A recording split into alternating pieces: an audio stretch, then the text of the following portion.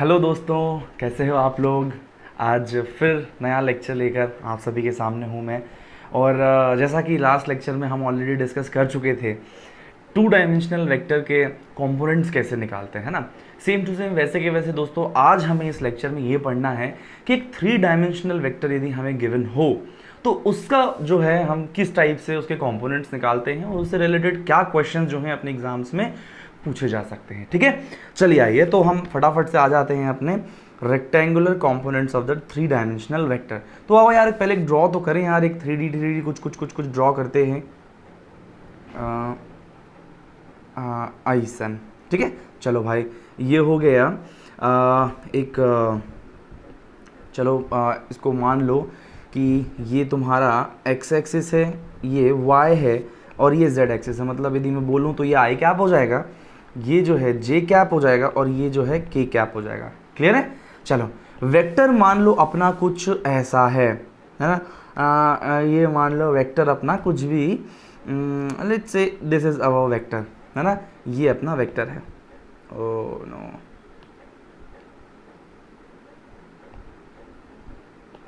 Okay, ये अपना मान लीजिए अपना ये मान लीजिए ए वेक्टर है ना, ए वेक्टर है। और ये जो वेक्टर है ये मान लो एक्स एक्सिस से अल्फा एंगल बनाता है, ठीक है, और अपना वाई एक्सिस से बीटा एंगल, और इधर पर लेट्स से जेड एक्सिस से अल्फा बीटा और गामा एंगल बनाता है। ठीक है, तो अपना जो इस ए वेक्टर का इसके तीनों एक्सिस में एक्स वाई जेड तीनों एक्सिस में कुछ ना कुछ कंपोनेंट आएगा। आ जाओ देख लो कि एक्स एक्सिस में मान लो यहाँ पर ये कंपोनेंट आ रहा है ना। इसका बेसिकली यदि मैं कहूँ तो ये कंपोनेंट का मतलब बेसिकली दोस्तों परछाई होती है। मान लो ऊपर से मैं टॉर्च डालूं तो इसका ये जो कंपोनेंट आएगा है ना, ये एक्स एक्सिस पर आ जाएगा। क्लियर है। फिर मैं यहाँ पर ऐसे देखूँ तो ये क्या हो जाएगा दोस्तों, ये इसका y कंपोनेंट हो जाएगा। ठीक है, फिर मैं ऐसे परछाई डालूँ तो यहाँ पर जो आएगा है ना, let's say this is it's z component. समझ में आ गई बात कि अपना एक थ्री डायमेंशनल वेक्टर है। क्लियर है, वो एक्स एक्सिस के साथ में वो एंगल बनाता है अल्फा, y एक्सिस के साथ में एंगल बनाता है बीटा, और z एक्सिस के साथ में ये अपना वेक्टर है, z एक्सिस के साथ में गामा एंगल बनाता है। तो उस वेक्टर का x में कंपोनेंट आएगा, y में कंपोनेंट आएगा और एक z में कंपोनेंट आएगा। क्लियर है। तो मैं अब इस a वेक्टर को ऐसे रिप्रेजेंट कर सकता हूं, देखना दोस्तों। हाँ देखिए इधर पर a वेक्टर को मैं रिप्रेजेंट कर सकता हूं a x I cap, a y j cap plus a z k cap. अरे समझ में आया कि नहीं आया यार, है ना, बिल्कुल सही। अब दोस्तों किसी भी एक्सिस पे कंपोनेंट निकालने के लिए अपन वही वाला कॉन्सेप्ट यूज करेंगे जो हमने टू डायमेंशनल में यूज करा था। मुझे बताओ आपको टू डायमेंशनल की कहानी याद होनी चाहिए यार, है ना। हमने वहां पढ़ा था कि यदि एक वेक्टर किसी एक्सिस के साथ कुछ एंगल बना रहा है थीटा, तो उस एक्सिस पर कौन सा कंपोनेंट आएगा, उस एक्सिस पर कौन सा कंपोनेंट आएगा, कॉस कंपोनेंट। मतलब यदि उस वेक्टर का मैग्नीट्यूड है a तो उस एक्सिस पर कौन सा कंपोनेंट आएगा, a cos थीटा। समझ में आई बात। बिल्कुल वैसे ही, बिल्कुल सेम टू सेम वैसे ही यदि अपना यहां पर a वेक्टर जो है जिसका मैग्नीट्यूड a है, यदि वह x एक्सिस से अल्फा एंगल बनाता है तो x एक्सिस पे जो कंपोनेंट आएगा that will B a cos alpha. समझ में आई बात। y से बीटा एंगल बनाता है तो a cos बीटा, और z से यदि गामा एंगल बनाता है तो a cos गामा। समझ में आती है बात आपको। मतलब मैं क्या कह रहा हूं कि ax जो है वो हो जाएगा a cos अल्फा, ay हो जाएगा a cos बीटा और az हो जाएगा a cos गामा। समझ में आई बात। तो मैं अच्छे से इस वेक्टर को रिप्रेजेंट कैसे करूं, ये वेक्टर ऐसे रिप्रेजेंट हो जाएगा। देखो आप a vector will B a cos alpha I cap, a cos beta j cap, है ना, और plus a cos gamma k cap. ये जो है वो वेक्टर हो जाएगा। समझ में आती है बात आपको। Clear, very nice. तो this is basically our vector. अच्छा, और जब आप इसका मैग्नीट्यूड निकालोगे दोस्तों, मैग्नीट्यूड कैसे निकालोगे, अरे यार इस ए वेक्टर का आप जब मैग्नीट्यूड निकालोगे तो under root a cos alpha का square plus A cos beta का square plus A cos gamma का स्क्वायर, ऐसा हो जाएगा। और आप निकालोगे तो अल्टीमेटली आपको मिलेगा ए ही, क्योंकि ए मैग्नीट्यूड मान के ही हमने सॉल्व करना चालू किया था। अरे समझ में आया कि नहीं? बहुत बढ़िया। तो भाई साहब ये स्टोरीज हैं यार, है ना। तो बेसिकली एक चीज आओ जरा, एक चीज मैं आपको यहां पर समझाना चाहता हूं। देयर इज अ वर्ड, है ना दोस्तों। देखो यहां पर दोस्तों, यहां पर एक वर्ड है, मैं आपको समझाना चाहता हूं, ध्यान से सुनना, है ना। इस वेक्टर का, इस पर्टिकुलर वेक्टर का दोस्तों मैंने क्या निकाला, एक्स कंपोनेंट जो है वो अपना ये आया। देखो एक बार सब लोग, ए कॉस एल्फा, है ना। इससे यदि मैं सिर्फ कॉस एल्फा का वैल्यू निकालूं तो बताओ मेरे को कॉस एल्फा का वैल्यू क्या आ जाएगा दोस्तों। कॉस एल्फा का वैल्यू आ जाएगा ए एक्स बाय ए। ध्यान से देखना, अरे बहुत इंपॉर्टेंट है, ए एक्स बाय ए। ऐसा ही मेरे को कॉस बीटा का वैल्यू बताओ तो यार ए वाई बाय ए आ जाएगा कि नहीं आ जाएगा? अरे हाँ या ना। और सेम टू सेम जो कॉस गामा का वैल्यू आ जाएगा वो क्या आ जाएगा, ए जेड बाय ए। समझ में आता है क्या आप लोगों को, है ना? ठीक है, चलो। तो दोस्तों ये जो वैल्यूज है ना, ये जो चीज है कॉस अल्फा, फिर कॉस बीटा और फिर कॉस गामा, इन तीनों को एक स्पेशल नाम से बुलाते हैं दोस्तों, जिसका नाम है डायरेक्शनल कोसाइन। क्या नाम है दोस्तों? Directional cosines.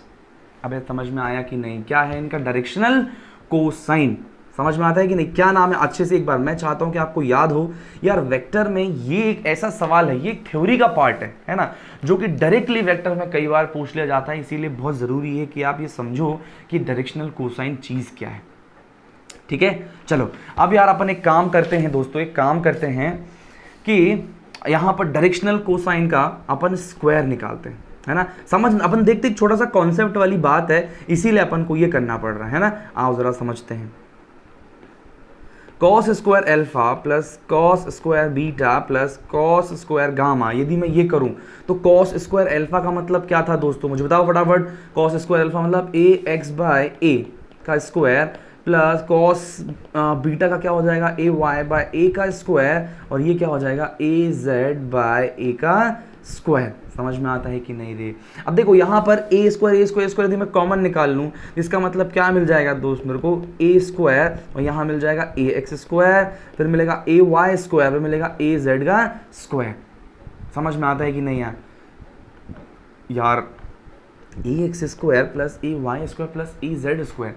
अभी ये क्या है बताओ? एक्स कॉम्पोनेंट का स्क्वायर प्लस वाई कॉम्पोनेंट का स्क्वायर प्लस जेड कॉम्पोनेंट का स्क्वायर है क्या चीज?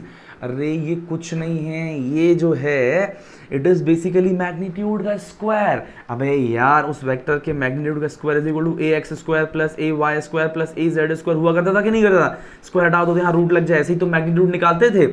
अबे तो ये कुछ और नहीं दोस्त, मैग्नीट्यूड ही है ना। क्या है ये?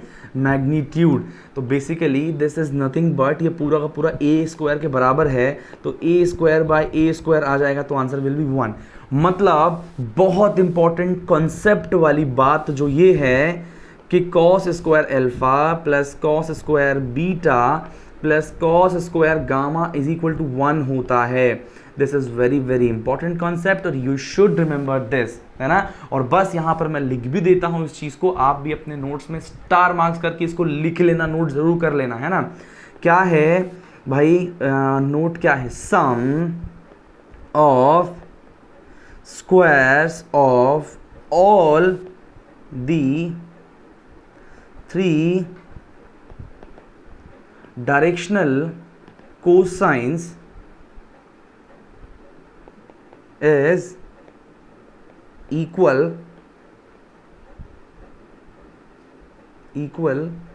to 1। ठीक है, जब अपन सारे डायरेक्शनल कोसाइन को ऐड करते हैं तो हमें क्या आंसर मिलता है? 1 मिलता है। क्लियर है? चलिए अब एक बात और दोस्तों, है ना, ये डायरेक्शनल कोसाइन की बात होगी। डायरेक्शनल साइन नाम करके भी कुछ होता है क्या यार? बिल्कुल होता है ना। आओ देखते समझते हैं। आपको यार एक ट्रिग्नोमेट्रिक फंक्शन याद होना चाहिए यार उसके लिए। आओ समझते हैं यार। Sine square theta plus cos square theta is equal to 1 सबको मालूम है कि नहीं है? अबे हाँ या ना? तो हर एक वेक्टर, हर एक cos square alpha, cos square beta, cos square gamma, तो यदि मैं cos square alpha plus sine square alpha लिखूं तो ये भी 1 हो जाएगा। Cos square beta plus cos square sine square cos square beta और यहाँ साइन स्क्वायर बीटा लिखूं तो ये भी 1 आ जाएगा। ऐसे ही गामा के लिए लिखूं तो वो भी आ जाएगा। तो मुझे बताओ यदि मेरे को कॉस स्क्वायर अल्फा का वैल्यू निकालना है तो बताओ क्या आ जाएगा? Cos square alpha is equal to 1 minus sine square alpha आ जाएगा कि नहीं आ जाएगा? ऐसे ही कॉस स्क्वायर बीटा निकालना हुआ तो 1 माइनस साइन स्क्वायर बीटा आ जाएगा कि नहीं आ जाएगा? अबे आएगा कि नहीं आएगा? वेरी नाइस, है ना, बिल्कुल आएगा। तो एक काम करते हैं, कॉस स्क्वायर अल्फा की जगह साइन वाला रखते हैं। तो कॉस स्क्वायर अल्फा को मैं ऐसा लिख सकता हूँ कि 1 माइनस साइन स्क्वायर अल्फा, है ना, प्लस कॉस स्क्वायर बीटा को लिख सकता हूँ 1 माइनस साइन स्क्वायर बीटा, और इसको लिख सकता हूँ 1 minus sine square gamma is equal to 1 लिख सकता हूँ कि नहीं रे? इन सबको थोड़ा सा बाहर बाहर निकाल लो तो 1 1 1 1 सब जगह आ जाएगा तो 3 आ जाएगा। माइनस को मैं कॉमन निकाल लूँ तो sine square alpha plus sine square beta plus sine square gamma is equal to 1। तो ये पूरे माइनस को इधर ले जाता हूँ, 1 को इधर ले आता हूँ, तो 3 माइनस 1 हो गया 2, और साइन स्क्वायर मतलब उधर चले गया। तो बेसिकली हमें मिल जाएगा sine square alpha plus sine square beta plus sine square gamma is equal to 2। कितना प्यारा कॉन्सेप्ट है, समझ में आया? So this is very very important another concept, है ना। हमने यहाँ पर क्या लिखा था भाई साहब? देखो, sum of squares of all the directional cosine is 1। अब यहां पर क्या आ जाएगा? Sum of squares of all the directional sines will be 2। अरे वाह, बहुत बढ़िया कॉन्सेप्ट है ना। तो इस चीज को आप नोट डाउन कर लो, it is also very very important, है ना। क्या भाई? Sum of all the 3, sorry यहां पर सम ऑफ स्क्वायर, हाँ स्क्वायर भूले नहीं, sum of squares of all दी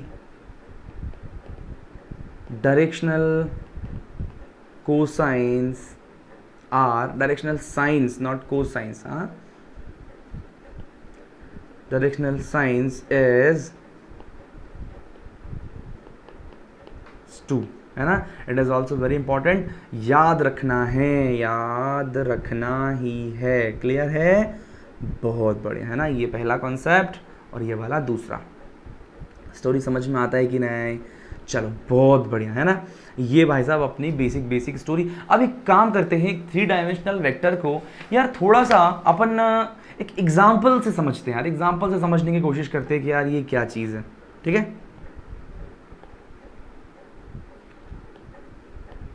एक एग्जाम्पल ले लेते हैं। जैसे फॉर एग्जाम्पल मान लो मैं यहाँ पर एक 3 डायमेंशनल वेक्टर ले लो। ठीक है, मान लो अपने पास एक vector A vector is given 2i cap plus 3j plus k cap, है ना। ये मान लो दिया हुआ है एक 3 डायमेंशनल वेक्टर, हमें दिख रहा है x y z तीनों एक्सिस में हमें वैल्यूज गिवन है। अब बताओ, सबसे पहले नंबर 1 मेरे को इसका है ना मैग्नीट्यूड निकाल करके बताओ। मैग्नीट्यूड कितना आ जाएगा? Under 2 square plus 3 square plus 1 square, मतलब कितना आ जाएगा? 4 प्लस 9 प्लस 1। क्लियर है? अंडर 14 आ जाएगा कि नहीं आ जाएगा यार, है ना। मैग्नीट्यूड आ गया। क्या इस वेक्टर का आप यूनिट वेक्टर निकाल सकते हो? अभी इसी वेक्टर को अंडर 14 से डिवाइड कर दोगे तो आपको इसका यूनिट वेक्टर भी मिल जाएगा यार। अबे हाँ या ना? Very nice. अब समझना, इसका मेरे को निकालना क्या है? सारे कंपोनेंट्स निकालने हैं। ठीक है, मतलब ए एक्स कॉम्पोनेंट निकालना है। तो बताओ ए एक्स कॉम्पोनेंट कितना होगा? बताओ रे, ए एक्स कॉम्पोनेंट हो जाएगा, अबे ए एक्स कॉम्पोनेंट यही तो है 2, ए वाई कॉम्पोनेंट 3 है और ए जेड कॉम्पोनेंट 1 है ना। अरे ये कॉम्पोनेंट ही तो है इसके, और क्या है ना। फिर मुझे बताओ, डायरेक्शनल कोसाइन निकाल सकते हो, कॉस अल्फा निकालना है, वो किसके बराबर होता है? ए एक्स बाय ए होता है कि नहीं? तो ए एक्स है 2 और मैग्नीट्यूड कितना है? अंडर 14। ठीक है, फिर मेरे को कॉस बीटा निकाल के बताने का, ए वाई बाय ए हो जाएगा, बताइए क्या? 3 बाय अंडर 14 हो जाएगा। और सेम टू सेम क्या निकालना है? कॉस गामा निकालना है, तो ए जेड बाय ए आ जाएगा, मतलब 1 बाय अंडर 14 हो जाएगा। समझ में आता है ना? 1 बाय अंडर 14 हो जाएगा। बहुत बढ़िया, बहुत बढ़िया, समझ में आता है आपको? अरे बोलो, वेरी नाइस। ठीक है, अच्छा, और आप तो एक और अपना अपन ने जो एक बहुत बढ़िया कॉन्सेप्ट निकाला था, आप चाहो तो उसका चेक करके भी देख सकते हो यार। हमने क्या पढ़ा था? Cos square alpha plus cos square beta plus cos square gamma का वैल्यू 1 होता है कि नहीं रे? अबे पढ़ा है, अब भी 5 मिनट पहले की बात है ना? तो आप है ना कॉस स्क्वायर, ये भी मिल गया, ये भी मिल गया, ये भी मिल गया, सबको ऐड करके cos square alpha 2 by under root 14 का स्क्वायर प्लस यहाँ 3 बाय अंडर रूट 14 का स्क्वायर और यहाँ 1 बाय अंडर रूट 14 का स्क्वायर इज इक्वल टू 1 आना चाहिए, है ना? अभी कैलकुलेट करके देखते हैं इसको कितना आता है। तो यहाँ जब इसको सॉल्व करोगे तो कितना आ जाएगा? 4 बाय 14, यहाँ आ जाएगा 9 बाय 14, यहाँ आ जाएगा 1 बाय 14, है ना? तो कितना आ गया? 14 बाय 14 मतलब 1। अरे आ गया कि नहीं आ गया? मतलब जो अपन ने कॉन्सेप्ट पढ़ा है बिल्कुल परफेक्ट, है ना? चलिए, तो ये भाई साहब बात हो गई अपनी 3 डायमेंशनल वेक्टर पे बेस्ड, ये एक एग्जाम्पल था। ठीक है, अब आओ एक क्वेश्चन कर लेते हैं यार। क्वेश्चन क्या कहता है? If A vector is equal to 2i cap 4j cap minus 5 in the directional cosine of A vector. अबे यार वही क्वेश्चन, कॉस अल्फा का वैल्यू कॉस बीटा का वैल्यू कॉस गामा का वैल्यू, बताओ ये ए एक्स बाय ए, ये क्या हो जाएगा? ए वाई बाय ए, और ये हो जाएगा ए जेड बाय ए। बताओ ए एक्स कॉम्पोनेंट 2 है कि नहीं? Upon magnitude. अरे यार पहले मैग्नीट्यूड निकालने का काम कर लेते हैं। ए वेक्टर का मैग्नीट्यूड कितना आ जाएगा? Under root 2 square plus 4 square plus 5 square. ठीक है, कितना हो जाएगा? 4 प्लस 25। समझ में आता है कि नहीं? तो अंडर रूट 45। ठीक है, अंडर रूट 45 आ गया। तो ये 2 बाय अंडर रूट 45, यहाँ पर बताओ ए एक्स, एक्स कॉम्पोनेंट इसका 4 है तो 4 बाय अंडर रूट 45, और जेड स्क्वायर -5 है तो -5 बाय अंडर रूट 45। ठीक है, तो कौन सा अपना डायरेक्शनल कोसाइन सारे कौन से आ गए भाई? बताओ 2 by 45, 4 by 45, minus 4 by 45। Answer will be very simple यार, है ना? इसमें बेस सिंपल क्वेश्चन, मतलब ऐसे क्वेश्चन भी पूछ सकता है। अब देखो पता है बात क्या रहती है, अभी तो ठीक है मज़ा आ रहा है, जिस वेक्टर आपने स्टार्ट किया बहुत सारी बातें आप पढ़ रहे हो, लेकिन दिक्कत कहाँ आती है? At the end of the session, जब सब कुछ खत्म हो गया, मतलब अपन पूरा फिजिक्स ऑलमोस्ट पढ़ चुके होते हैं, तो उस पॉइंट पे आप इतना सारा जो मतलब कॉन्सेप्ट्स है ऑलरेडी पढ़ चुके हो तो फिर ये छोटी छोटी चीज़ें भूल जाती है ना, इसीलिए इनको भेज में रखना है कि भाई डायरेक्टली क्वेश्चन पूछ सकते हैं। मैंने कहा कि ऐसी कम पॉसिबिलिटीज़ है कि वेक्टर चैप्टर से डायरेक्ट क्वेश्चन नीट में आ जाए, लेकिन आपको ये बात भूलना नहीं चाहिए कि क्वेश्चन आता है तो किस किस पॉइंट में से आता है। तो डायरेक्शनल कोसाइन ये एक पर्टिकुलर पॉइंट है जिसमें से क्वेश्चन पूछा जा सकता है। ठीक है, चलिए नेक्स्ट क्वेश्चन आ जाओ यार। क्या कह रहा है यहाँ? Vector A makes equal angle with X Y Z axis, value of its component in terms of magnitude. मतलब इक्वल एंगल बनाता है ना, एक वेक्टर है वो एक्स से वाई से और जेड से तीनों से बराबर बराबर एंगल बनाता है। अरे यार बराबर एंगल बनाता है इसका मतलब X component Y component Z component सब बराबर होने चाहिए। अबे हाँ या ना यार, मान लो कि अपना जो वेक्टर है ये ए वेक्टर है, इसका मैग्नीट्यूड जो है वो ए है, ये एक्स वाई और जेड तीनों से थीटा एंगल और यहाँ भी थीटा एंगल बना रहा है। ठीक है, तो A X will be A का cos theta, A Y will be A cos theta और A Z will be A cos theta. मतलब सबका मैग्नीट्यूड जो है मान लो बराबर बराबर, स्मॉल ए आता है ना। तो क्या इस वेक्टर को मैं ऐसे रिप्रेजेंट कर सकता हूँ? स्मॉल ए आई कैप, स्मॉल ए जे कैप, स्मॉल ए के कैप। अबे हाँ या ना बोलो। तो मैग्नीट्यूड बताओ कैसे आ जाएगा? मैग्नीट्यूड आ जाएगा ए स्क्वायर प्लस ए स्क्वायर प्लस ए स्क्वायर, ये आ जाएगा अंडर रूट 3a स्क्वायर, तो ये आ जाएगा a अंडर रूट 3। और क्या हमें ये मैग्नीट्यूड क्वेश्चन में गिवन है? भाई बिल्कुल, हम मैग्नीट्यूड इज कैपिटल A, तो मैग्नीट्यूड कैपिटल A आ गए, कैपिटल A है। तो मुझे बताओ क्या एक कॉम्पोनेंट निकाल सकते हैं? कॉम्पोनेंट का मैग्नीट्यूड कितना हो जाएगा? a बाय अंडर रूट 3, है ना। तो a by under root 3 this will be your answer. समझ में? अरे बहुत ही सिंपल क्वेश्चन है, कुछ है ही नहीं बेसिकली इस क्वेश्चन में। समझ में आया कि भाई सारे एक्सिस से एंगल क्या है? बराबर बराबर। तो बराबर बराबर होने से क्या हुआ? सारे कंपोनेंट भी बराबर बराबर है, और सारे कंपोनेंट का स्क्वायर और अंडर रूट करके अपन उसका टोटल मैग्नीट्यूड निकालते हैं। टोटल मैग्नीट्यूड गिवन है तो हमें एक कंपोनेंट का मैग्नीट्यूड मिल जाएगा। क्लियर? चलिए, है ना, स्क्रीन में आप सॉल्यूशन सुनो रे, एक भी क्वेश्चन को आप नोट्स में बिना लिखे आगे नहीं बढ़ोगे। नोट्स में आप लाइन से सारे कॉन्सेप्ट, सारे क्वेश्चंस लिखो, तभी आगे बढ़ो। 1 घंटे का लेक्चर आपको हर दिन देखना है, बस एक लेक्चर है ना, और उस एक लेक्चर को करने में आपको मे बी 1.5 घंटे का समय लग जाए, ठीक है, देना है। हाँ, डोंट फ्रस्ट्रेट। क्या रहता है कि भाई अपन जब रेगुलर क्लासेस पढ़ते हैं ना दोस्तों, जब रेगुलर क्लासेस हमारी कोचिंग की जो ऑफलाइन क्लासेस होती हैं, जब उसमें हम पढ़ते हैं ना, तो वहाँ पर क्या है, मैं समय देता हूँ बच्चों को क्लास में ही लिखने के लिए, और इसी हिसाब से अपना क्लास जो रहता है वो 1.5 घंटे का प्लान होता है। लेकिन यहाँ पर 1 घंटे का लेक्चर इसीलिए प्लान किया गया है ताकि आपको थोड़ा समय खुद के लिखने के लिए भी मिले, है ना, क्योंकि बहुत ज़रूरी होता है खुद के नोट्स। अभी आप नोट्स नहीं बनाओगे ना तो बाद में भयंकर दिक्कत आएगी। इसीलिए मैं कह रहा हूँ नोट्स अभी के अभी सब लोग अच्छे, जितने बेस्ट पॉसिबल नोट्स हो सके सब बनाना है अपने नोट्स पर, ठीक है। चलिए अब अगला क्वेश्चन देख लेते हैं यार दोस्तों, है ना। क्या बोला है, a bird moving with velocity 20 metre per second, है ना। वेलोसिटी वेक्टर कितना गिवन है, 20 मीटर पर सेकेंड। डायरेक्शन अभी, हाँ, direction, in a direction making an angle 60 degree with eastern line and 60 degree with the vertically upward. वाह यार, एक काम करते हैं, एक X axis, Y axis, Z axis बनाते हैं।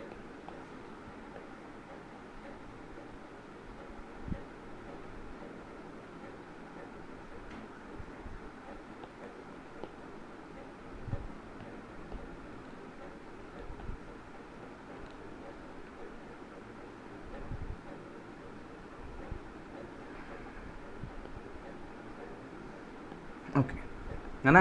तुम देखो, ईस्ट वेस्ट नॉर्थ साउथ सब बनाते हैं यार, ईस्ट वेस्ट नॉर्थ और साउथ।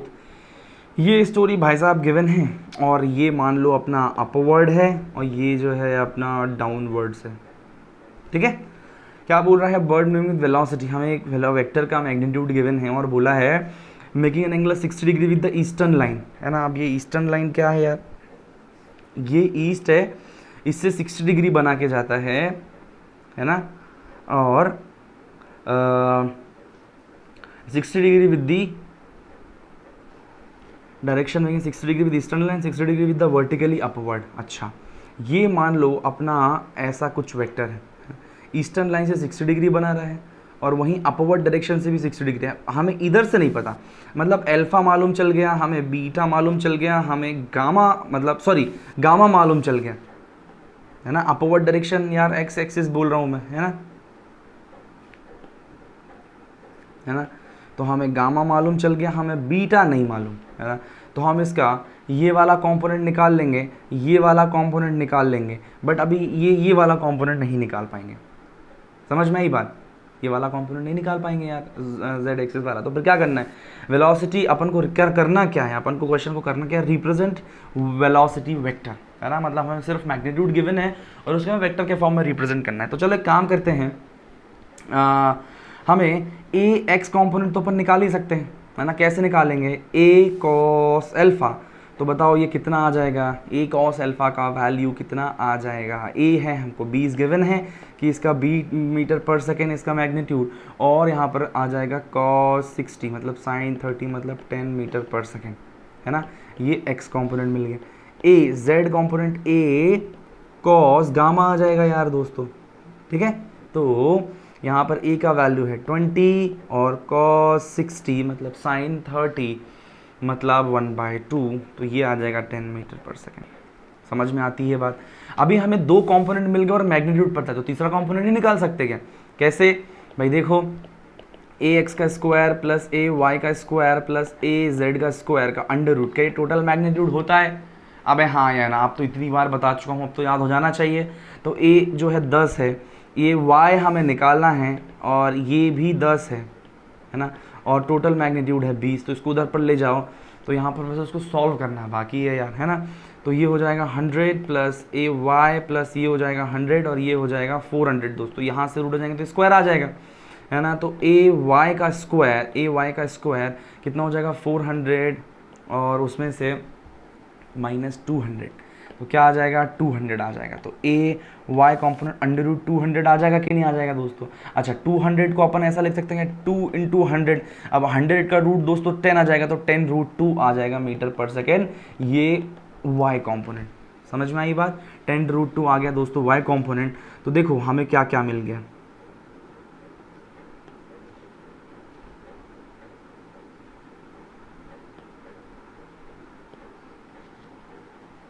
है ना। ओके, तो देखो हमें यहाँ पर ए एक्स कॉम्पोनेंट तो पहले से पता था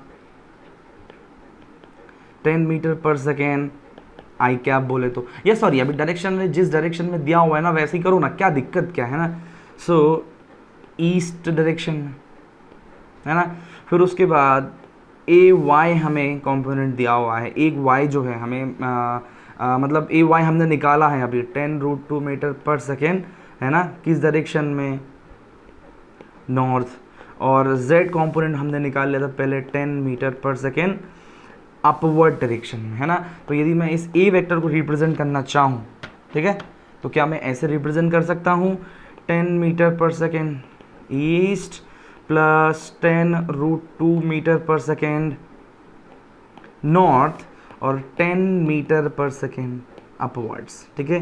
तो ऐसे हम इस वेक्टर को रिप्रेजेंट कर सकते हैं। अब देखो दोस्तों, क्वेश्चन में यदि आई कैप जे कैप और के कैप के फॉर्म में दे रखा है तो अपन वैसे भी निकाल सकते हैं, ठीक है। आपको समझ में आया ना यार, करना कैसे है भाई, ये देख लो आपकी स्क्रीन पर पूरा ये सामने सोल्यूशन दिया हुआ है। मतलब हमने दो एक्सिस से को हमें एंगल गिवन था, तीसरे एक्सिस से एंगल गिवन नहीं था, लेकिन कोई दिक्कत वाली बात नहीं, दो एक्सिस का अपन ने दो कॉम्पोनेंट निकाल लिए, अरे है कि नहीं, दो कॉम्पोनेंट निकाल लिए उसके अपन ने, और उसके बाद फिर बचा क्या, उसके बाद हमें टोटल मैग्नीट्यूड पता था तो अपन ने फिर वो मैग्नीट्यूड वाला फॉर्म लगा के आंसर एच निकाल दिया। क्लियर है। चलिए, तो ये बात रही एक 3 डायमेंशनल वेक्टर से रिलेटेड जितनी बातें थी वो सारी यहाँ पर मैंने आपको लिख दी हैं, कर दी हैं। क्लियर है, आप इसके अच्छे से नोट्स बना लेना। अब आते हैं दोस्तों नेक्स्ट टॉपिक पे, that is velocity sorry position vector, ठीक है, पोजीशन वेक्टर। अब यार ये पोजीशन वेक्टर चीज़ क्या है, अब मेरी बात समझना यार। आपने मतलब ज्योमेट्री पढ़ी, आपने ग्राफ वगैरह पढ़े होंगे, सबसे पहले आपने ग्राफ कब पढ़ा बताओ, 8th क्लास में ग्राफ पढ़ा था कि नहीं पढ़ा था यार। 8th क्लास में शायद पहली बार हमने पढ़ा था कि यार ग्राफ कैसे बनाया जाता है, ठीक है।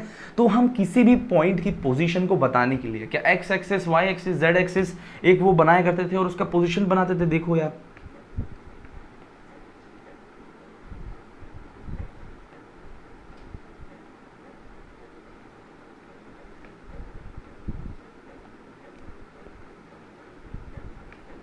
है ना, हाँ जी, ये देखिए, है ना, अपन मान लो फॉर एग्जांपल ये एक्स एक्सिस है, ये वाई एक्सिस है, ये जेड एक्सिस है, तो अपन क्या करते थे कि कोई भी एक्स वाई जेड एक पॉइंट को दर्शाना हुआ, मान लो कोई एक पॉइंट यहाँ पर लाई करता है, तो अपन ये बताते थे कि उसका एक्स कोऑर्डिनेट क्या होगा, इसका वाई कोऑर्डिनेट क्या होगा और इसके हिसाब से उसका जेड कोऑर्डिनेट क्या होगा, ऐसे ही बताते थे कि नहीं बताते थे, है ना।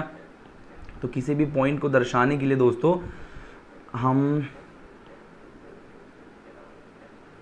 हम क्या बताते थे, हम कोऑर्डिनेट्स के साथ डील करते थे, है ना।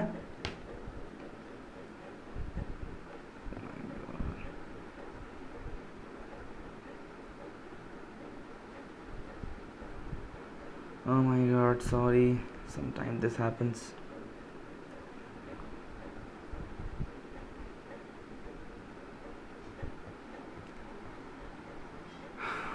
I think I've lost somewhere. कहाँ गए हो भैया।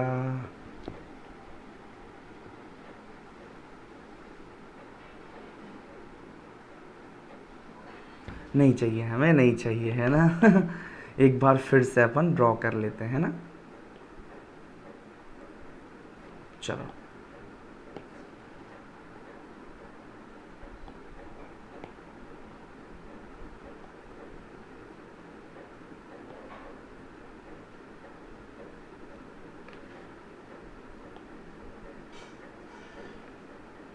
है ना, ओके, चलो। तो यहाँ पर देखने का अपन क्या कर रहे हैं, ये एक्स एक्सिस वाई और ये जो है जेड एक्सिस, इस टाइप से अपन, है ना, किसी भी पॉइंट के बारे में यदि हमें डिस्कस करना होता था, जैसे एक पॉइंट के बारे में डिस्कस करना है, तो अपन लिखते थे कि भाई साहब ये एक्स कंपोनेंट इसका कौन सा वाला है, मतलब एक्स कोऑर्डिनेट कौन सा है, फिर अपन बताते थे भाई साहब इसका वाई कोऑर्डिनेट कौन सा है, और उसके बाद अपन बताते थे कि इसका भाई साहब जेड के हिसाब से कोऑर्डिनेट कौन सा है ना, एक्स वाई जेड, ये जेड कोऑर्डिनेट के हिसाब से अपन ऐसा बताया करते थे उसकी पोजीशन। याद आया कि नहीं आया, है ना। तो पोजीशन को बताने के लिए दोस्तों हम पहले ना सिर्फ कोऑर्डिनेट का यूज़ करते थे, इसको अपन पोजीशन कोऑर्डिनेट्स बोलते हैं। इसको क्या बोलते हैं दोस्तों, है ना, इसको बोलते हैं पोजीशन कोऑर्डिनेट्स, पोजीशन कोऑर्डिनेट्स बोलते थे। लेकिन अब हम है ना दोस्तों एक पार्टिकल की पोजीशन को बताने के लिए एक वेक्टर का सहारा लेंगे। भाई ओरिजिन को अपन मानते हैं बेसिक पॉइंट, है ना, विद रिस्पेक्ट टू ओरिजिन अपन बताएंगे कि इसकी पोजीशन कहाँ है। तो ओरिजिन के हिसाब से देखा जाए तो इसकी पोजीशन अभी ये होगी कि नहीं होगी है, this is the position vector with respect to origin. समझ में आई बात? So this is nothing but a vector which is representing this, एक पार्टिकल का नाम, पॉइंट का नाम दे दो P, है ना। तो भाई this is a vector, this is a vector, position vector, मान लो let's say P vector, so this P vector is showing the position of a point P with respect to origin। समझ में आई बात, है ना। तो भाई यदि पोजीशन वेक्टर की डेफिनेशन लिखनी हुई तो भाई कैसे लिखोगे डेफिनेशन, है ना, पोजीशन वेक्टर की डेफिनेशन आप कैसे लिखोगे कि position vector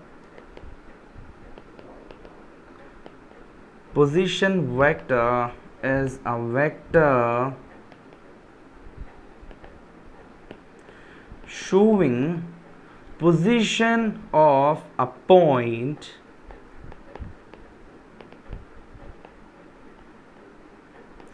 with respect to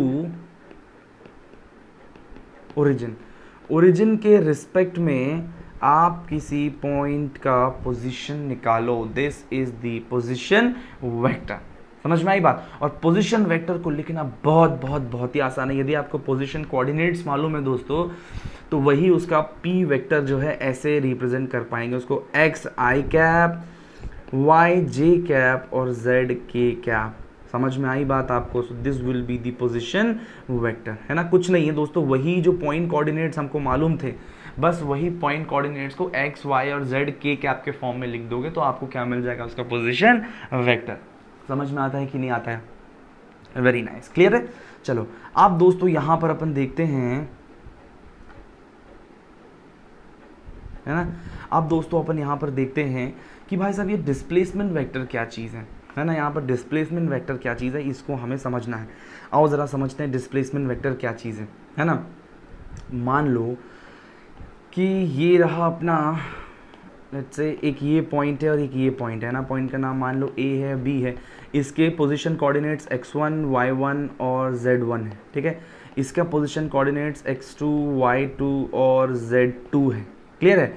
तो मुझे बता सकते हो विद रिस्पेक्ट टू ओरिजिन ये A वेक्टर का पोजीशन, मतलब इस A पॉइंट का पोजीशन वेक्टर क्या होगा, x1 i cap plus y1 j cap plus z1 k cap होगा कि नहीं, है ना। और दूसरा जो पॉइंट है B, इसका पोजीशन वेक्टर क्या होगा, x2 i cap plus y2 j cap plus z2 k cap. ये हो जाएगा कि नहीं हो जाएगा, क्लियर है कि नहीं।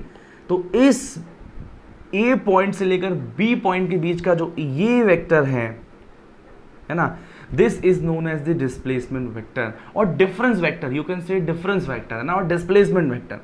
क्लियर है कि नहीं कि भाई मान लो एक पार्टिकल इस A पॉइंट से उठ के B पॉइंट पर जाता है तो वो यहाँ पर जो डिस्प्लेसमेंट करेगा दैट डिस्प्लेसमेंट वेक्टर कितना होगा।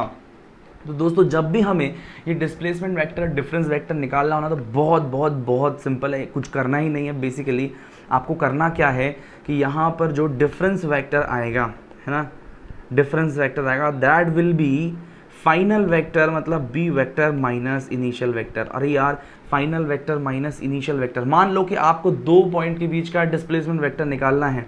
मैं एक जनरलाइज बात लिख रहा हूँ, delta R vector will be R final vector minus R initial vector. Always remember this will be the formula, clear है ना।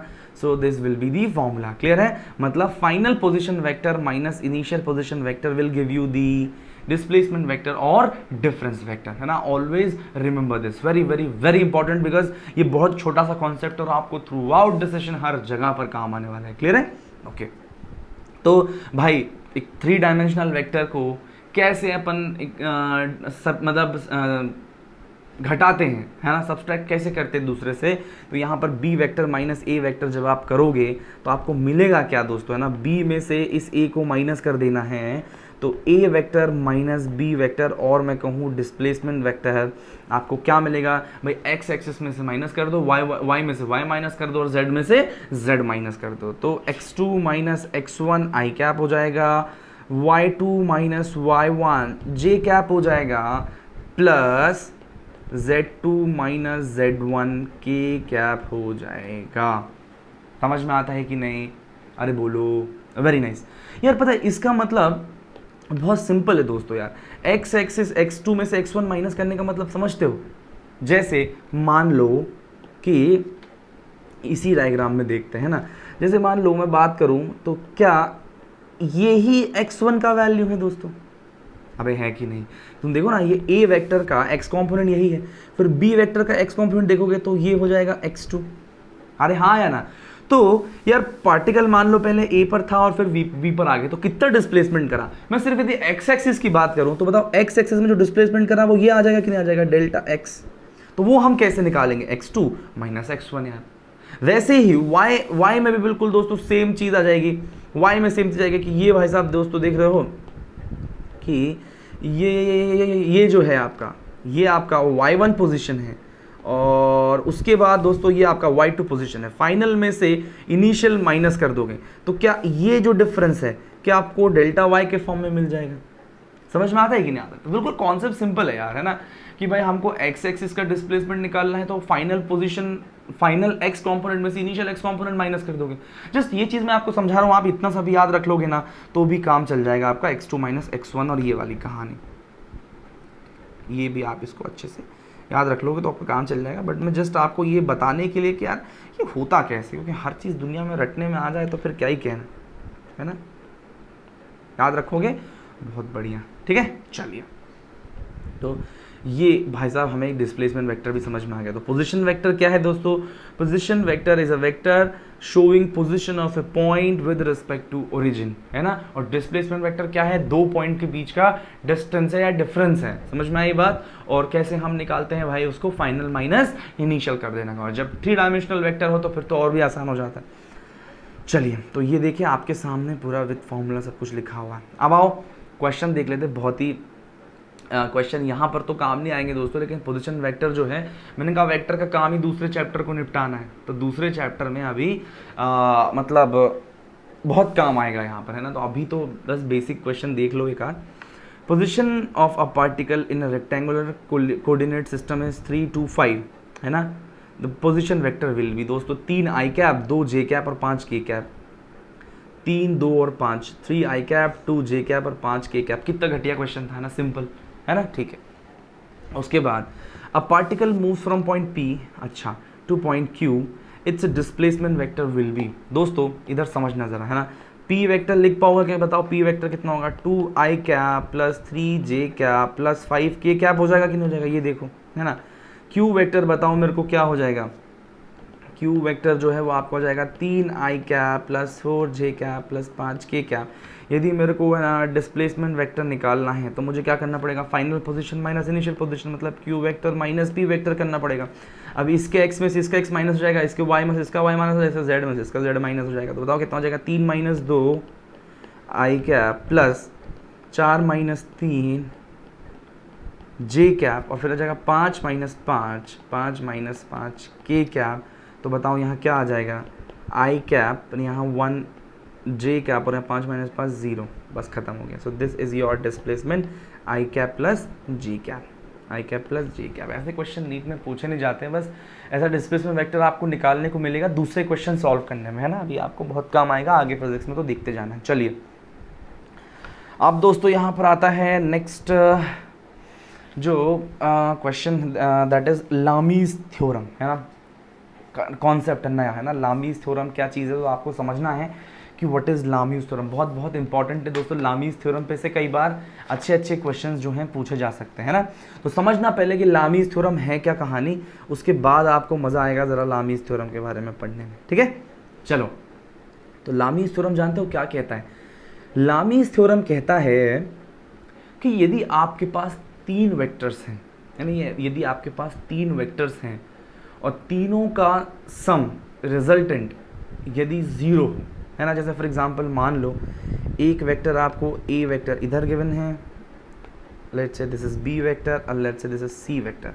तो लामीज थ्योरम के अकॉर्डिंग यदि a vector plus b vector plus c vector का sum 0 हो, मतलब ये तीनों मिलके एक नल वेक्टर बनाते हो, तो अब तो समझने से पहले एक चीज़ और समझो, मान लो ए वेक्टर के ऑपोजिट एंगल अल्फा है, बी वेक्टर के ऑपोजिट एंगल बीटा है और सी के ऑपोजिट जो है गामा है।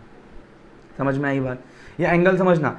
तो अकॉर्डिंग टू लामीज थ्योरम यदि तीनों वेक्टर्स का रिजल्टेंट सम यदि 0 है तो इन वेक्टर्स का मैग्नीट्यूड, सुनना ध्यान से मेरी बात, इन वेक्टर्स का मैग्नीट्यूड और इनके ऑपोजिट वाले एंगल का साइन, ऑपोजिट वाला ए के ऑपोजिट अल्फा है कि नहीं है, तो साइन अल्फा है ना, ये वैल्यू कांस्टेंट होता है। ये वैल्यू क्या होता है? कांस्टेंट। समझ में आई बात? मतलब बी वेक्टर के लिए ले लो, बी वेक्टर का मैग्नीट्यूड बी है ना, और उसके सामने वाला एंगल बीटा है, तो क्या आ जाएगा? Sign beta. क्लियर है?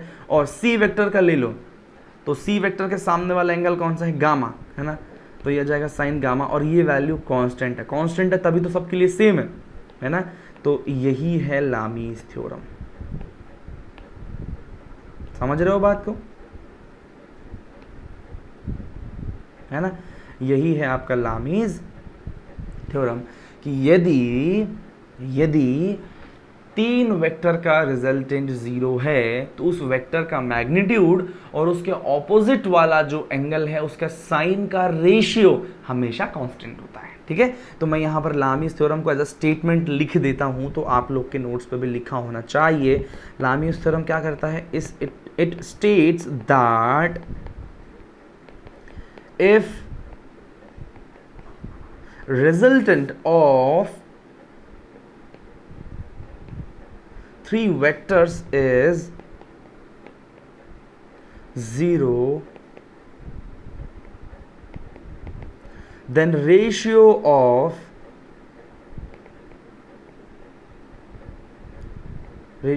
magnitudes of vectors and sine of angle opposite to it is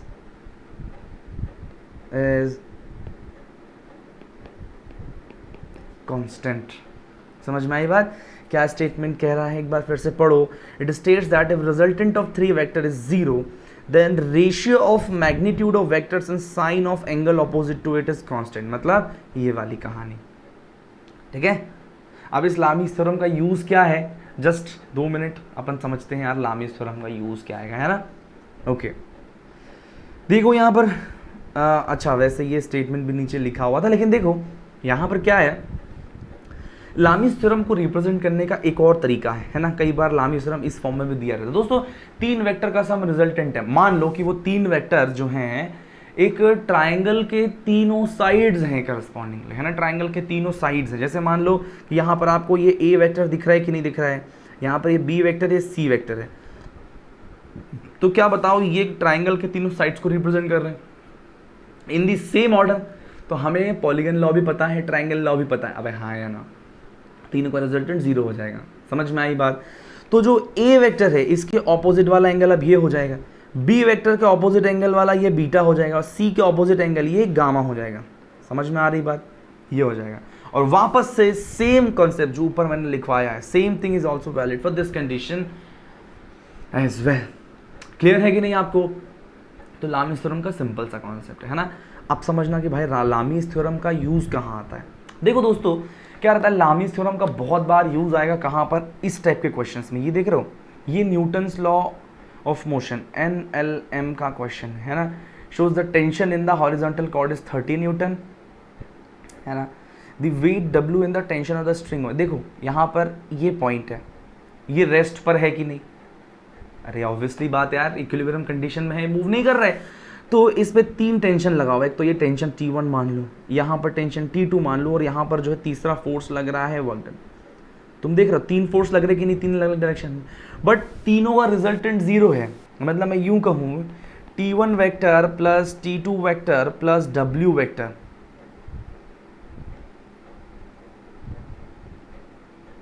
है ना, ये तीनों 0 है कि नहीं? तो यदि ये तीनों 0 हैं तो Lami's theorem is applicable here. समझ में आई बात? Lami's theorem is applicable here. कैसे एप्लीकेबल है दोस्तों? देखो ध्यान से यार, T2 के ऑपोजिट एंगल 90 है। अबे हाँ या ना, T1 के ऑपोजिट ये पूरा एंगल है, तो ये पूरा एंगल कितना हो जाएगा, 180 में से 30 माइनस कर दो, 150 वाला एंगल हो गया ये टोटल। और W के ऑपोजिट ये आ जाएगा पूरा 90 प्लस 30, समझ में आई बात, 120 डिग्री का एंगल। समझ में आता है कि नहीं?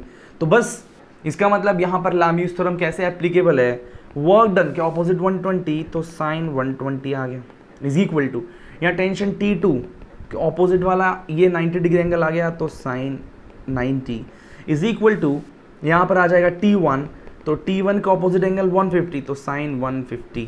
क्लियर है? हमें T1 का वैल्यू पता है, तो T1 के साथ पहले इसको ले लो फिर इसको ले लेना, तो हमको वैल्यू मिल जाएगा T1 upon sine 150 is equal to T2 upon sine 90। अब देखो इसको सॉल्व करना है, तो T1 का वैल्यू हमें 30 न्यूटन गिवन है, और साइन 150 का वैल्यू, साइन 150 को क्या मैं ऐसे लिख सकता हूँ 90 प्लस 60, और साइन 90 प्लस 60 कौन से क्वाड्रेंट में आ गया, सेकंड वाले क्वाड्रेंट में आ गया, और जिसमें साइन पॉजिटिव होता तो आंसर भी पॉजिटिव, 90 है तो ये cos 60 में बदल जाएगा। क्लियर है? cos 60 मतलब साइन 30 मतलब 1/2। क्लियर है क्या? तो साइन 150 मतलब 1/2 is equal to T2 by sine 90 मतलब 1। ठीक है? तो यहाँ पर T2 का वैल्यू क्या आ जाएगा, 1/2 ऊपर जाके कितना हो जाएगा, तो हो जाएगा 60 न्यूटन। तो T2 कितना हो जाएगा, 60 न्यूटन। समझ में आता है बात? फिर दूसरे कंडीशन में मैं ना इसको ले लेता हूँ, T1 upon sine 150 is equal to work done upon sine 120 ले लेते हैं दोस्तों। अभी विचलित मत हो, आप है ना बेसिक मैथ्स पढ़ोगे ना तो ये सारी चीज़ें क्लियर हो जाएंगी, साइन 150 120 ये सब कैसे निकालते हैं, इसका चिंता मत तो करो ही मत। चलो तो यहाँ पर T1 अपने को गिवन था 30, साइन 150 का वैल्यू 1/2 अपन देख ही चुके हैं। अब हाँ या ना, वर्क डन हमें ये अपन को वेट इसका निकालना है, साइन 120 का वैल्यू चाहिए, तो साइन 120 को 90 प्लस 30 लिख सकता हूँ कि नहीं लिख सकता हूँ, तो वापस सेम कहानी, तो ये हो जाएगा cos 30 मतलब √3/2। ठीक है? तो यहाँ पर √3/2 से यहाँ /2 कैंसिल हो गया, इसको उधर ले जाओ, सो 30 √3 न्यूटन आ गया वेट आपका। समझ में आया कि नहीं आया? तो ऐसे अपन लामीज थ्योरम का इस्तेमाल करके कुछ भी निकाल सकते हैं। तो टेंशन, और वो हमसे पूछा था कि the weight W and tension of the newton आ, तो वेट 30 √3 आ गया और ये 60 आ गया, सो this will be your answer. समझ में आया कि नहीं आया? सो लामीज थ्योरम बेसिकली ऐसे अप्लाई किया जाता है। यदि आपको थोड़ा सा जल्दी लग गया कि भाई सर बहुत जल्दी आपने बता दिया है, तो ऐसे आप एक बार इसको रिवाइंड करके देख लो पूरा, है ना? चलो ये पूरा आपके सामने सोल्यूशन रखा हुआ है। ठीक है भाई, इक्विलिब्रियम कंडीशन है किसी एक पॉइंट में, तो उस पर लगने वाले तीन फोर्स उसमें लग रहे हैं ना, तो लामीज थ्योरम एप्लीकेबल हो जाएगा। अब हाँ है ना? तो लामीज थ्योरम एप्लीकेबल हो जाएगा, तो उसका मैग्नीट्यूड और साइन, उसके ऑपोजिट वाले एंगल का साइन। ठीक है? चलो अब देखो, 2 एम्स का एक क्वेश्चन आया हुआ है 2000 में, पुराना है थोड़ा सा लेकिन फिर भी देख लो। If a body is in equilibrium under a set of non collinear forces, then the minimum number of force has to be. अच्छा, एक बॉडी है इक्विलिब्रियम कंडीशन, मतलब नेट फोर्स उसमें 0 है। ठीक है? नॉन कोलिनियर फोर्स चाहिए। अच्छा, मान लो कोलिनियर फोर्स यदि अपने पास हो, अरे जो शुरुआत में अपन ने वर्ड्स पढ़े थे वो वर्ड्स काम आए कि नहीं आए? देखो एम्स के क्वेश्चन में वर्ड्स काम आ रहा है यार, है ना? नॉन कोलिनियर मतलब एक लाइन के अलोंग, तो यदि फोर्स एक लाइन के अलोंग है तो 2 फोर्स मिलकर ही रिजल्टेंट 0 कर सकते हैं। लेकिन यदि नॉन कोलिनियर फोर्स हैं, है ना, एक इधर है और इधर है, एक लाइन के अलग नहीं है, तो हमें कम से कम 3 फोर्स चाहिए हैं रिजल्टेंट 0 करने के लिए। समझ आ रही है बात? So answer will be 3। अबे हाँ या ना? और 3 फोर्स का रिजल्टेंट 0 आता है तो लामीज थ्योरम इज एप्लीकेबल दे। क्लियर? चलिए, और सेम यही है, the minimum number of non zero vectors in a different planes can be added to give 0 resultant will be 3। Clear है? अच्छा सॉरी, डिफरेंट प्लेन्स में चाहिए ना अपने को, तो देयर मस्ट बी 4, है ना? ये तीनों को एक ही प्लेन में होना पड़ेगा, और यहां पर नॉन जीरो वेक्टर अपन को क्या, अपन को डिफरेंट प्लेन्स दिया हुआ है, अपने को कम से कम 4 वेक्टर चाहिए होंगे ताकि उनका रिजल्टेंट क्या हो जाए, 0 हो जाए। अच्छा, 3 वेक्टर्स दिए हुए हैं, तो मेरी बात समझना, रिजल्टेंट 0 कब हो सकता है? जब 2 वेक्टर्स है ना, 2 वेक्टर्स का जो रिजल्टेंट हो, जो कि इन दोनों के प्लेन में आएगा, आपको मालूम है, और तीसरा वेक्टर जो है वह इन दोनों के रिजल्टेंट वेक्टर के एग्जैक्ट ऑपोजिट वेक्टर होना चाहिए, तभी रिजल्टेंट 0 आएगा। तो यदि ये रिजल्टेंट वेक्टर इस दोनों वेक्टर के किसमें है, प्लेन में है, तो तीसरे वेक्टर को भी उसके प्लेन में होना पड़ेगा, है ना? तो 3 वेक्टर का रिजल्टेंट यदि 0 है तो ऑल 3 वेक्टर्स मस्ट बी को प्लेनर, समझ में आई बात। और यदि हमें नॉन प्लेनर वेक्टर चाहिए तो कम से कम 4 वेक्टर चाहिए कि उनका रिजल्टेंट हमें 0 हो जाए।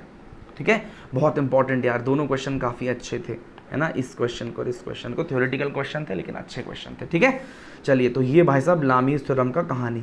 अब आ जाओ एक लास्ट क्वेश्चन करते हैं लामीज थ्योरम पे। देखो, P Q R the 3 coplanar vectors forces acting on the point and are in the equilibrium. ये पॉइंट इक्विलिब्रियम में है, इसका मतलब P vector plus Q vector plus R vector तीनों का रिजल्टेंट 0 है। और 0 है तो क्या है, 0 है तो क्या, लामीज थ्योरम इज एप्लीकेबल है। क्या बात समझ में आता है? बहुत बढ़िया, लामीज थ्योरम इज एप्लीकेबल है।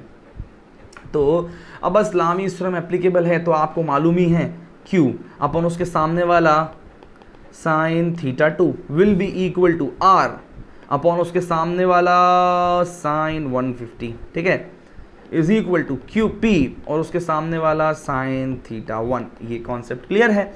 अब दोस्तों देखो, किन दोनों के बीच में रिलेशन हमको निकालना है, साइन थीटा 1 और पी गिवन है, पी साइन थीटा 1 ये हमें गिवन है पूरा का पूरा, और हमें वैल्यू ऑफ आर चाहिए, वैल्यू ऑफ आर चाहिए, तो अपन इन दोनों को इक्वेट कर लें, है ना। तो यहाँ पर r upon sine 150 is equal to P upon sine theta 1, है ना।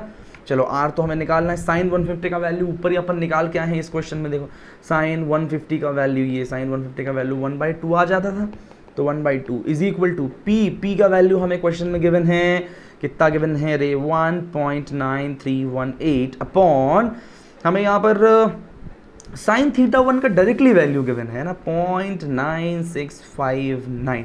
क्लियर है। अब बस इसको सॉल्व करने की देर है यार, है ना, सॉल्व करने की देर है। और इसको आप सॉल्व करोगे, देखने से समझ में आ रहा है यार, इसको मैं 2 से मल्टीप्लाई कर दूंगा, 2 आ जाएगा, 9 2 18, 5 2 10 और 11 का 1 और 6 13 का 3। अरे यार बिल्कुल ये डबल हो गया वैल्यू। अरे समझ में आ रहा है कि नहीं रे, अरे बोलो। अच्छा, अब r इज इक्वल टू यहाँ 2 है और यहाँ अपॉन में 1/2 है, तो 2 × 1/2 हो जाएगा, यहाँ जाके तो आंसर विल बी 1। तो r का वैल्यू कितना आ गया दोस्तों, 1, है ना। तो r का वैल्यू क्या है, 1। देखो कितना सिंपल है यार, है ना। तो बस आपको लामीज थ्योरम अप्लाई करते आना चाहिए, बाकी सब तो क्या है, मोह माया है ना। चलिए, अच्छा, अब next topic it is vector product and trust me friends, इस पूरे वेक्टर टॉप चैप्टर का सबसे इंपॉर्टेंट टॉपिक है, भयंकर। आप समझ रहे हो मेरे बोलने की इंटेंसिटी, सबसे important, very very very important, जो कि हम नेक्स्ट लेक्चर में पढ़ेंगे। तो आज के लिए बस इतना ही। आई होप कि आपको सारी चीज़ें 3 डायमेंशनल वेक्टर का कैसे कंपोनेंट्स निकालना है, फिर 3 डायमेंशनल वेक्टर से रिलेटेड क्या क्या चीज़ें हैं, आई होप आपको सारी चीज़ें बिल्कुल क्लियर होंगी। ओके, तो आज के लिए इतना ही। Thank you so much. पढ़ते रहें, मज़े करते रहें और खूब सारा पढ़ें और नीट में फोड़ देना है अपने को, है ना। Thank you so much.